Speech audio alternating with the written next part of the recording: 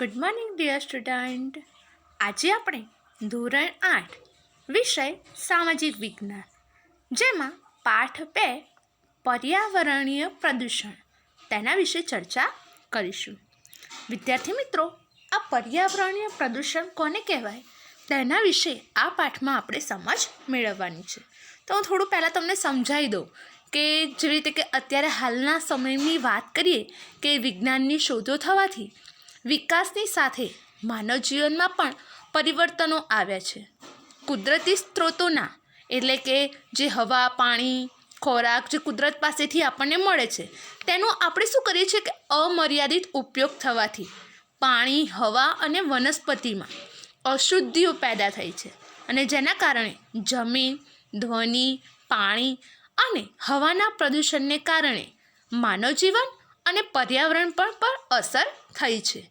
તો આ અસરોથી વિદ્યાર્થી એટલે કે તમે લોકો માહિતગાર થાવ અને પ્રદૂષણને ઘટાડવાના ઉપાયોની સમજ આ પાઠની અંદર આપવામાં આવી છે.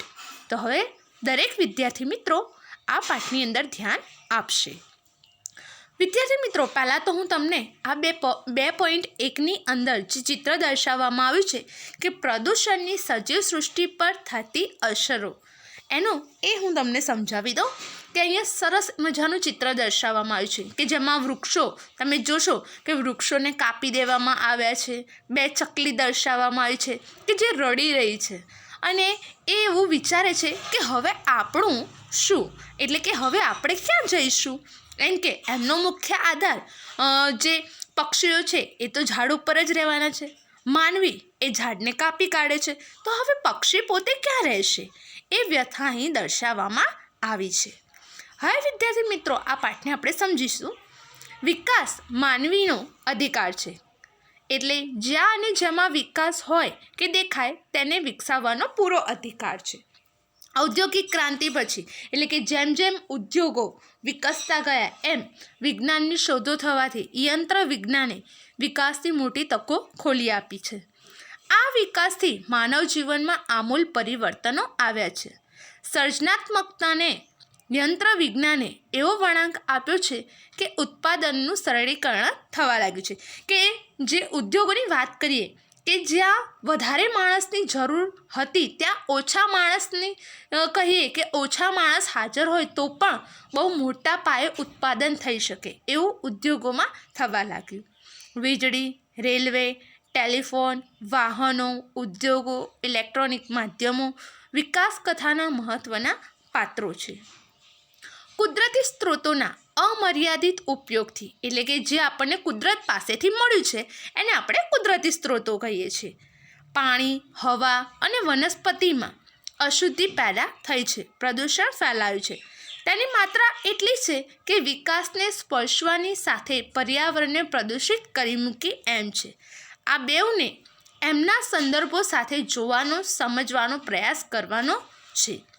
આજે ભૂમિ એટલે કે જમીન છે, પાણી, હવા, ધ્વનિ એટલે કે અવાજ અને અવકાશીય પ્રદૂષણો ખૂબ વધી ગયા છે. તે ઘણી વિપરીત અસરો માનવ જીવન અને પર્યાવરણ પર પણ થવા લાગી છે. ઉદ્યોગો આવવાથી પર્યાવરણને અસર કરતા અનેક પ્રકારના પ્રદૂષણો વધ્યા છે. એટલે કે ઉદ્યોગોના કારણે સૌથી વધારે એમ કે પર્યાવરણને નુકસાન થયું છે, જેમાં હવા, પાણી અને જમીનનું પ્રદૂષણ મુખ્ય ગણાય છે. આ ત્રણેય આપણું જીવન ટકાવી રાખવા જે મહત્ત્વનું છે. હવા પણ જરૂરી છે, પાણી પણ જરૂરી છે અને જમીન પણ. એટલે કે આ ત્રણેય જો પ્રદૂષણ વધી જાય તો એ માનવીનું જીવન ટકાવી રાખવું બહુ જ મુશ્કેલ છે. જેમાં આપણે પહેલું પ્રદૂષણના વિશે વાત કરીશું કે પાણીનું પ્રદૂષણ એટલે કે વોટર પોલ્યુશન. પાણીનું પ્રદૂષણ કેવી રીતે ફેલાય છે કે ઉદ્યોગોને પાણી જોઈએ એટલે મોટા પાયે ઉદ્યોગોની અંદર સૌથી વધારેમાં વધારે જથ્થામાં પાણીનો ઉપયોગ થતો હોય છે અને જ્યારે માલ બનાવવાનો હોય ત્યારે એ પ્રક્રિયામાં માલ બનાવવા માટે અન્ય હેતુઓ માટે આ પાણી જ્યારે અસ્વચ્છ એટલે કે ગંદુ થઈ જાય છે ત્યારે એ ઉદ્યોગો દ્વારા એ નકામું પાણી જે છે એ નજીકના કારખાનાની નજીક આવેલું નદી હોય, નાણાં હોય કે ખુલ્લી જમીન પર છોડી મૂકવામાં આવે છે. આ કેમિકલ યુક્ત ગંદુ પાણી નદીના પાણીને પ્રદૂષિત કરે છે. ઉદ્યોગોને કારણે છોડાયેલું આવું પાણી નદીના જળ પ્રવાહને દૂષિત કરી નાખે છે. એટલે કે આ ઉદ્યોગોમાંથી છોડાયેલું પાણી એના કારણે પણ જળ પ્રદૂષણ થાય છે. વળી જમીન પર ખુલ્લામાં છોડી દેવાયેલું પાણી જમીનમાં ઉતરે છે અને આ પાણી જે ભૂમિગત જળને પણ પ્રદૂષણ કરે છે. એટલે કે એ જમીનને પણ પ્રદૂષિત કરે છે. આજે શહેરીકરણ ખૂબ મોટા પાયે થયેલું છે. શહેરની ગટરના પાણી પણ નદીઓ અને તળાવોમાં છોડી દેવામાં આવે છે. એટલે કે શહેરમાં પણ એમ કહીએ કે સૌથી વધારેમાં વધારે પ્રદૂષણ જોવા મળે છે. એમ કહેવાય કે શહેરો સ્વચ્છ પણ ગટરના પાણી પણ નજીકમાં નદીઓ હોય તળાવો હોય એમાં છોડી દેવામાં આવે છે અને જેના કારણે પાણીનું પ્રદૂષણ વધી જાય છે. આજે ઔદ્યોગિકરણથી વરસાદના પાણી પણ પ્રદૂષિત બન્યા છે. ઉદ્યોગોનો જે ધુમાડો છે ગંધ વરસતા પાણી સાથે ભળે છે અને પાણીને પ્રદૂષિત કરે છે. ઉદ્યોગો અને કારખાનાઓમાં વપરાયેલું ગંદુ પાણી નદી નાળા અને જમીન પર છોડી દેવામાં આવે છે. આ રીતે ત્યારે જળચર પ્રાણીઓનો નાશ પામે છે. જે અહીં ઉપર ચિત્ર દર્શાવવામાં આવેલું છે કે પાણીની અંદર અમુક વાર કેવું થાય કે બહુ મોટા પ્રમાણમાં માછલીઓ મરી જતી હોય છે. એ કેમ મરી જતી હોય કે કેમિકલયુક્ત ગંદુ પાણી છોડાયેલું હોય અને એ જે જળચર પ્રાણીઓ છે એના મોઢામાં એ પાણી જતું રહે એટલે એના કારણે એ મરી જતા હોય છે. તો આવી રીતે જે જળચર પ્રાણીઓ છે એ નાશ પામતા હોય છે. માછલીઓ મરી જવાના કિસ્સા આપણે ઘણા જોયા છે. ઘણીવાર ન્યૂઝપેપરમાં પણ આવતું હોય છે કે બોમ્બે કોઈ મોટી એવી શિપ આવી હોય અને કોઈ કારણસર એમાં તેલ હોય, તેલના ટેન્કરો ભર્યા હોય અને કદાચ એમાં કંઈક એવી ખામી સર્જાઈ હોય અને આખા દરિયામાં તેલ ફેલાઈ ગયું હોય તો એના કારણે પણ ઘણી માછલીઓ મરી જતી હોય છે. મોટી મોટી અમુક વાર તો શાર્ક માછલીઓ પણ ઘણીવાર કોઈ એવા પ્રદૂષણના લીધે પણ મરી જતી હોય છે. તેલ ગાળણથી સમુદ્રનું પાણી પ્રદૂષિત થાય છે.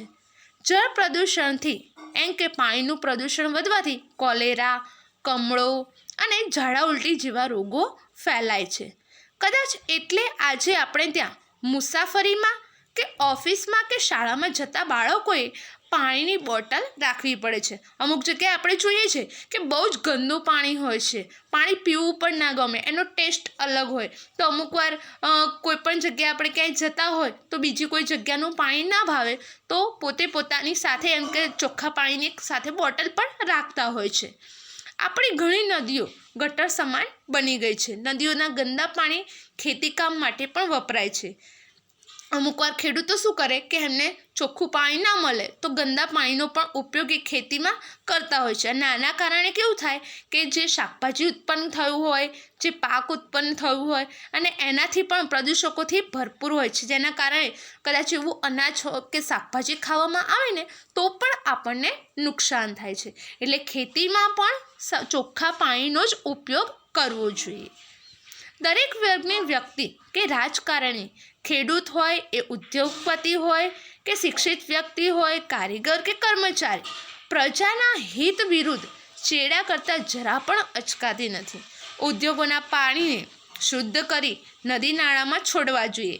જો દરેક ઉદ્યોગોના કારખાનાના માલિકો જો એવું કરે કે પાણીને શુદ્ધ કરીને પછી જ છોડે તો આ પ્રશ્ન ઊભો થતો જ નથી. સરકારે પણ ઉદ્યોગો ઉપર કડક નિયંત્રણ રાખવું જોઈએ. એટલે કે જે ઉદ્યોગો સૌથી વધારે પ્રદૂષણ કરતા હોય ને એવા ઉદ્યોગોને સરકારે બંધ કરી દેવા જોઈએ. એની ઉપર કાં તો નિયંત્રણ રાખવું જોઈએ જેથી આપણે પાણીનો વિવેકપૂર્ણ ઉપયોગ પણ કરવો જોઈએ. વિદ્યાર્થી મિત્રો, તમે એક વિદ્યાર્થી છો. હું તમને શાળાની જ વાત કરું કે હું ઘણીવાર જોતી હોઉં કે શાળામાં રિસેસ પડે ત્યારે ઘણા વિદ્યાર્થીઓ પાણી પીવું હોય ને એના કરતાં પણ વધારે પાણી લેશે, પીશે થોડું, બાકીનું ઢોળી દેશે. અમુક વાર તો શાળામાં જે પાણીની પરબ હોય છે એના નળ પણ બંધ નથી કરતા, નળ ખુલ્લા હોય છે. તો આપણે વિદ્યાર્થી તરીકે આટલું શીખવું જોઈએ કે જે પણ જગ્યાએ આવી રીતે પાણીનો વ્યય થતો હોય તો એ નળ બંધ કરી દેવું જોઈએ. આપણે આપણા ઘરમાં હોઈએ તો આપણે જેટલું પાણી હોય જેટલું પાણી પીવું જ હોય એટલું જ આપણે લેવું જોઈએ. એટલે કે પાણીનો કરકસરપૂર્વક ઉપયોગ કરવો જોઈએ. બરાબર ને વિદ્યાર્થી મિત્રો? આની સાથે સાથે આપણે ઘણા બધા એમ કહીએ કે શાળામાં ગામમાં પાણીની જાળવણી માટે ઘણા બધા આપણે પ્રયત્નો એક વિદ્યાર્થી તરીકે તમે લોકો કરી શકો છો. જરૂર પૂરતું જ પાણી વાપરવું જોઈએ, પાણી ભરવાના સાધનો અને પાણીની પરબની સફાઈ રાખવી જોઈએ, ટપકતા નળોને રિપેર કરાવવા જોઈએ, પાણીનું પરબનું જે પાણી છે એ વૃક્ષોની ક્યારીમાં લઈ જવાય એવી વ્યવસ્થા પણ કરવી જોઈએ. વરસાદના પાણીનો સંગ્રહ કરી શકાય તેવા ભૂગર્ભ ટાંકા પણ બનાવવા જોઈએ કે જેથી કરીને પાણીનો સંગ્રહ કરી શકાય. પાણીનું મહત્ત્વ સમજાતા સૂત્રો એ શાળાની દિવાલો પર લખવા, જે તે પાણી બચાવો તો પાણી સૌને બચાવશે એવા સૂત્રો પણ તમે લખી શકો છો. હવે ગામમાં આ જળની જાળવણી માટે આપણે ઘણીવાર જોતા હોઈએ છીએ કે પાકની સિંચાઈ માટે ટપક પદ્ધતિ અપનાવવી જોઈએ. એટલે કે આવી રીતે નળ મૂકેલા હોય અને આમાંથી ટપક થોડું જ પાણી આવતું હોય એવી ટપક સિંચાઈ પદ્ધતિ પણ અપનાવવી જોઈએ.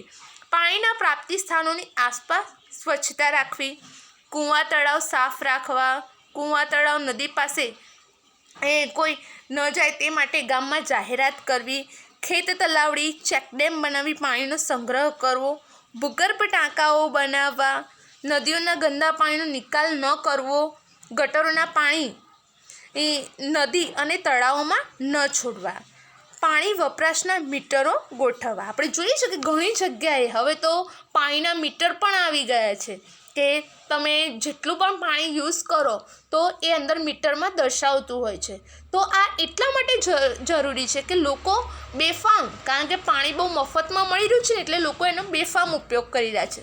જે દિવસે ઘેર લોકોના ઘેર આ તો અમુક જગ્યાએ પાણીના મીટરો છે, પણ જે દિવસે બધી જ જગ્યાએ પાણીના મીટરો આવી જશે ત્યાં લોકો એનો કરકસરપૂર્વક ઉપયોગ કરતા થઈ જશે. પણ એવું ના કરવું હોય તો આપણે અત્યારથી જ પાણીનો કરકસરપૂર્વક એટલે કે સારી રીતે એનો ઉપયોગ કરવો જોઈએ. હવે વિદ્યાર્થી મિત્રો, આપણે આગળ જાણીશું કે હવાનું પ્રદૂષણ કોને કહેવાય. એર પોલ્યુશનની વાત કરી છે કે અત્યારના હાલના સમયમાં જ આપણે મોટું એક્ઝામ્પલ લઈએ કે અત્યારે એટલા બધા સાધનો વધી ગયા છે કે સૌથી વધારેમાં વધારે એર પોલ્યુશન જોવા મળતું હોય છે, હવાનું પ્રદૂષણ જોવા મળતું હોય છે. હવે વાત કરીશું, આજે પાણીની જેમ હવાના પ્રદૂષણે પણ જગતમાં મોટી સમસ્યા ઊભી કરી છે. દરેક શહેરો અને કેટલાક ગ્રામ્ય વિસ્તારોમાં ચોક્કસ પ્રકારના ઉદ્યોગ વિકાસ પામ્યા છે. હવે આમાં પણ ઉદ્યોગો જુઓ, ઉદ્યોગ એટલે કે કારખાનાઓ છે, એ કારખાનાઓમાંથી નીકળતો ધુમાડો પણ હવાનું પ્રદૂષણ સર્જે છે. આપણે ઘણી જગ્યાએ જોઈએ છે, ખાસ તો હું તમને એક્ઝામ્પલ આપું ને કે બાપુનગર છે, વટવા છે ને એ સાઈડ જે બહુ જ બધા કારખાનાઓ આવેલા હોય છે, તો ત્યાંથી જે એ કારખાનાઓમાંથી નીકળતા ધુમાડા પણ એમ કહીએ કે હવાનું પ્રદૂષણ સર્જતા હોય છે. ઉદ્યોગોમાંથી છોડવામાં આવતા જે ગેસ ધુમાડો હવામાં ભળતા હવાનું પ્રદૂષણ થાય છે.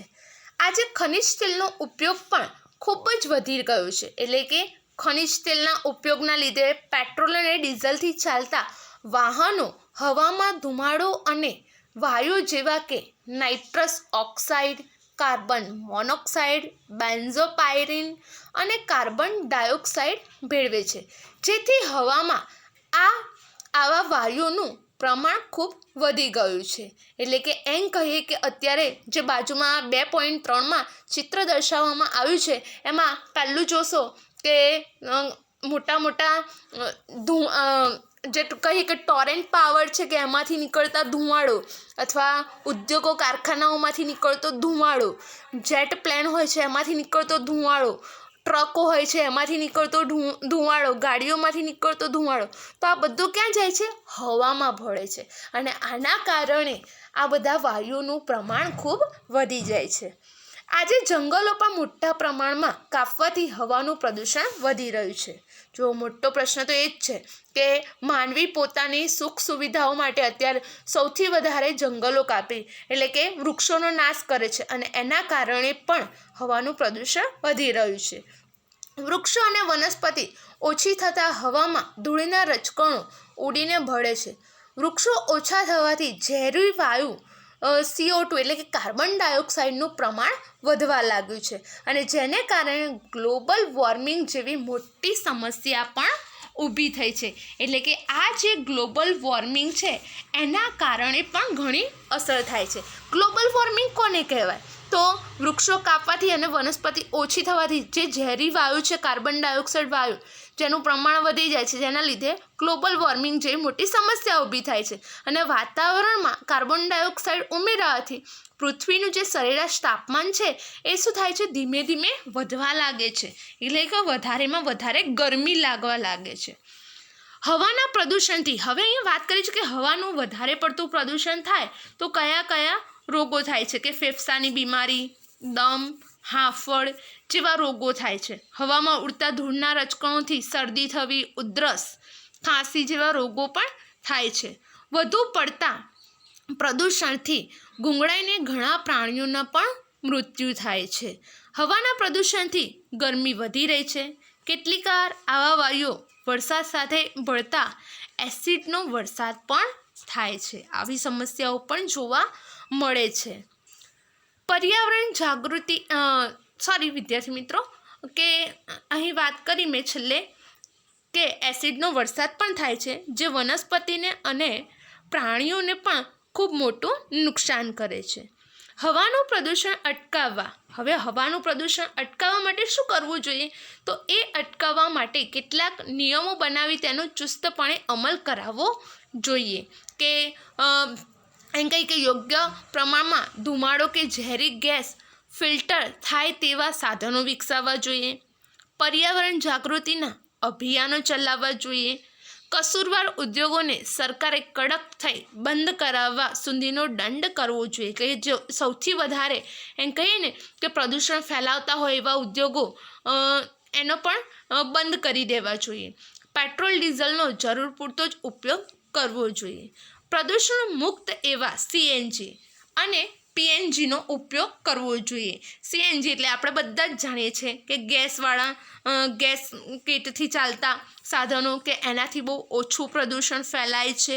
અને એ વાહનોમાં પીયુસીનો કડક અમલ કરાવવો જોઈએ. પીયુસી એટલે કે દરેક વાહન પ્રદૂષણ મુક્ત છે ને એના માટે પીયુસી હોય છે. તો આ રીતે એવા સાધનોને સરકારે પરમિશન આપવી જોઈએ. તો અહીં વિદ્યાર્થી મિત્રો દર્શાવવામાં આવ્યું છે કે શું તમે કોઈ એવું કાર્ય કરો છો જેથી હવાને પ્રદૂષિત કરતા હો? તો અહીં વાત કરવામાં આવી છે કે વિદ્યાર્થીઓ એમ કે ફટાકડા ફોડીએ છીએ અથવા પેટ્રોલ ડીઝલથી ચાલતા ધુમાડો કાઢતા વાહનોનો ઉપયોગ કરીએ, ગમે ત્યાં થૂકીને હવામાં રોગના સૂક્ષ્મ જીવાણુનો ફેલાવો કરીએ છીએ. આવા બધા કાર્યો કરવાથી પણ હવાનું પ્રદૂષણ થઈ શકે છે. વિદ્યાર્થી મિત્રો, હવે આપણે નેક્સ્ટ લેક્ચરની અંદર જે તમારું ભૂમિનું પ્રદૂષણ કોને કહેવાય અને ધ્વનિનું પ્રદૂષણ કોને કહેવાય એ હું તમને નેક્સ્ટ લેક્ચરમાં સમજાવીશ. થેન્ક યુ વિદ્યાર્થી મિત્રો.